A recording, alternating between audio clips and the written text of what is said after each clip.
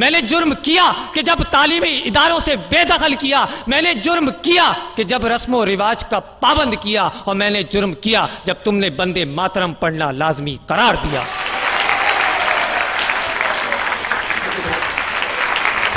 ہاں جناب اسپیکر، ہم آزاد ہیں کیونکہ آج ایک آزاد مملکت میں ہیں، کیونکہ آج ہم آزادانہ طور پر اپنا حق رائے دہی استعمال کرتے ہیں۔ اور پھر یہ بات تو بابا قوم نے بھی فرما دی تھی کہ پاکستان کسی ملائیت کی جاگیر نہیں، اب یہاں پر ہر کوئی آزاد ہے، ہندو مندر میں جانے کے لیے آزاد ہے، عیسائی چرچ میں جانے کے لیے آزاد ہے، اور مسلمان مسجد میں جانے کے لیے آزاد ہے۔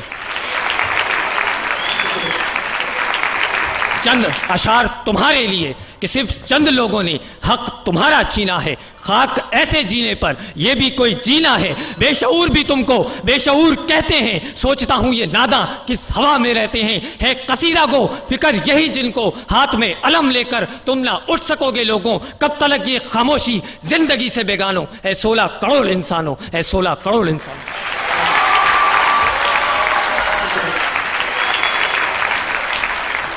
کراچی یونیورسٹی کے اسٹوڈنٹ سید بلال زہیب قرارداد کی حمایت میں اپنے دلائل دے رہے تھے۔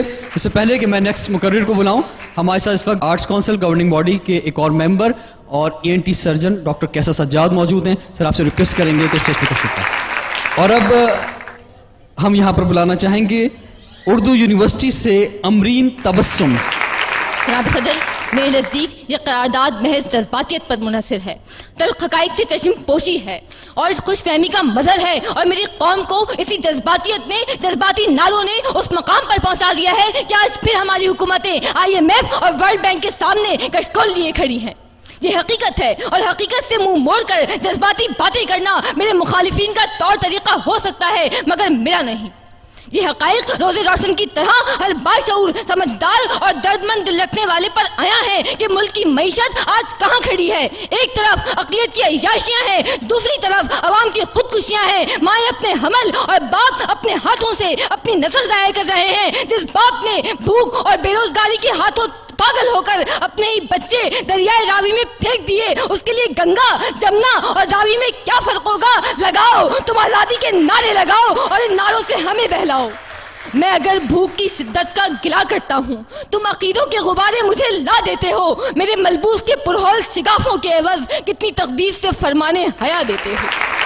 محترم صدر، ہم آزاد نہیں ہیں کہ میرے اس ملک میں ہماری کمزور معیشت کی وجہ سے عملی طور پر ہم امریکہ کے غلام ہیں۔ جذباتی باتیں کرنے والوں، کیا ہماری سرزمین پر ڈرون طیاروں کے حملے نہیں ہو رہے؟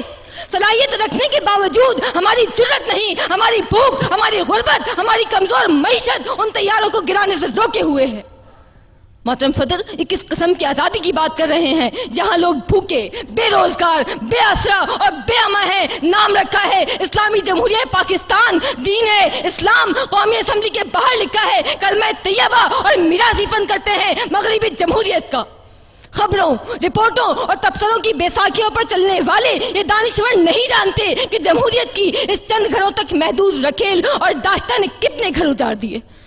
محترم صدر، میں قائد ایوان کے سوال کے جواب میں سوال کرتی ہوں کہ کیا ہمیں پاکستان اسی لیے دیا گیا تھا کہ ہم یہ دیکھیں کہ لا قانونیت اور معاشرے کی جڑوں میں تیزاب کی طرح پھیلی ہوئی کرپشن اپنی آخری حدود سے بھی تجاوز کر چکی ہے، ڈینجر زون عبور کر چکی ہے، معمولی سے معمولی اور جائز کام کے لیے بھی دام درکار ہے۔ سماج ایک شفاف منڈی میں تبدیل ہو چکا ہے جہاں قدم قدم پر میرٹ مسلوب ہے، جہاں محکمہ تعلیم جہالت کی تھوک منڈی ہے، جہاں عدالتوں میں انصاف رلتا ہے، جہاں قانون ساز قانون کی بوٹیاں نوچنے میں فخر محسوس کرتے ہیں، اور جہاں عوام اور اقتدار دو مختلف بلکہ متضاد قوتوں کا نام ہے۔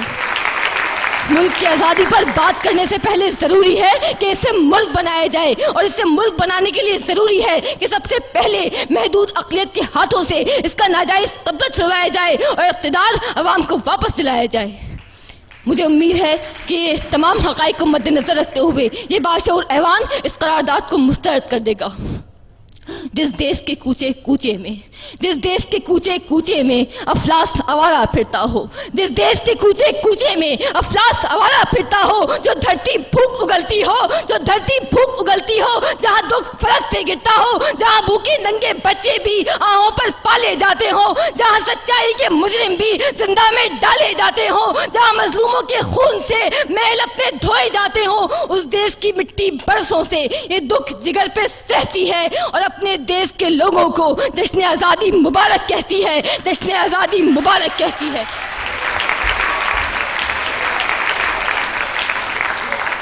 फेडरल उर्दू यूनिवर्सिटी से थी अमरीन तबस्सुम और अब तशरीफ लाएंगी एक्सीलेंस गर्ल्स कॉलेज हैदराबाद से मारिया आमिर आलम।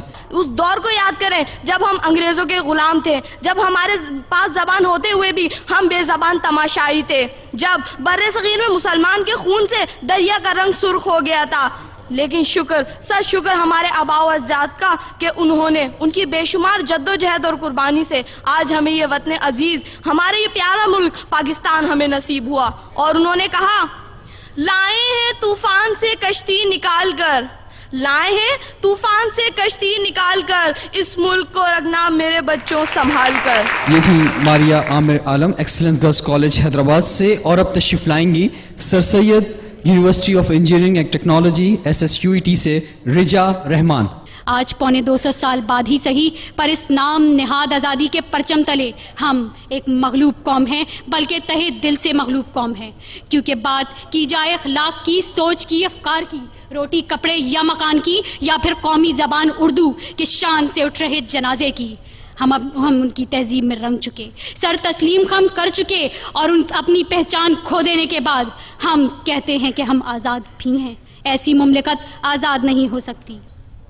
अरे जब जुर्म अफ़गानिस्तान में हो, ट्रायल गैर मुल्की में हो, गैर मुल्क में हो, मुनसिफीन अक़वाम मुत्तहिदा और कैदी पाकिस्तानी, जब खुदकश हमला धमाका पाकिस्तान में हो और तहकीक स्कॉटलैंड करे, जब इजहार ख़याल SMS पर 14 साल सज़ा का ऐलान कर दिया जाए, जब अपने ही मजहब के नाम पर सांस लेना दुश्वार कर दें, जब अपने ही मुल्क में अपनों की मेहरबानी से नकल मकानी हो, जब एटमी ताकत के बावजूद एक बंदर नुमा इंसान के आगे हमारे सर शर्म से झुक जाएं, जब फ़िरकावारियत के झंडे गाड़ दिए जाएं, जब तबकाती तालीमी निज़ाम आम हो जाए, तो हम आज़ाद नहीं हो सकते। रिजा Rahman sir Syed university of engineering and technology से आप करारदाद की मुखालफत में दलाइल दे रही थी।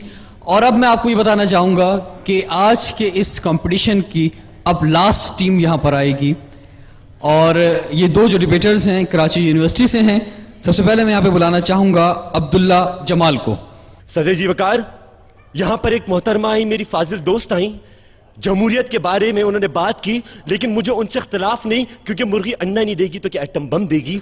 वो कहने लगी कि इस मुल्क में जहाँ जमहूरियत की धज्जियाँ उड़ाई जाती हैं, मैं पूछता हूँ कि मुझे कोई ऐसा दौर बता दे पाकिस्तान की तारीख में जब यहाँ पर सरासर जमहूरियत का राज हुआ हो।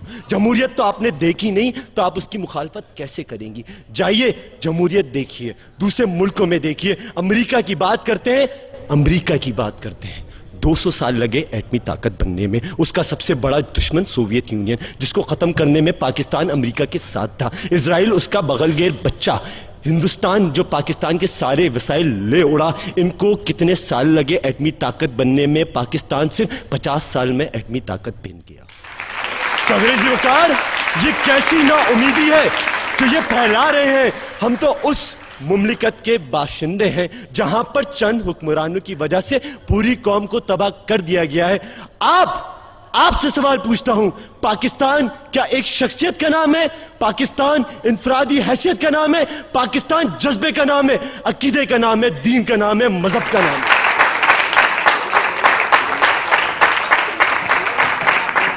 कराची यूनिवर्सिटी से अब्दुल्ला जमाल करारदाद की मुवाफकत में दलाइल दे रहे थे। और अब आज के इस कंपटीशन के लास्ट मुकर्रर यहाँ पे तशरीफ लाएंगे कराची यूनिवर्सिटी से ही ताहिर हुसैन।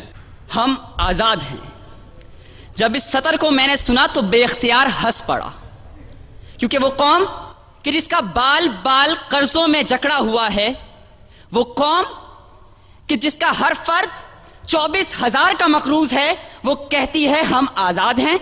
موافقت میں آئے ہوئے بہت سے مقررین نے کہا، اور اس کے علاوہ باہر بھی میں بہت دفعہ سن چکا ہوں کہ میڈیا آزاد ہے. جی ہاں جناب، یہ میڈیا بہت آزاد ہے، کیونکہ یہ میڈیا کراچی میں ہونے والے 44 قتل کو 46 مہینوں تک بین کرتا ہے.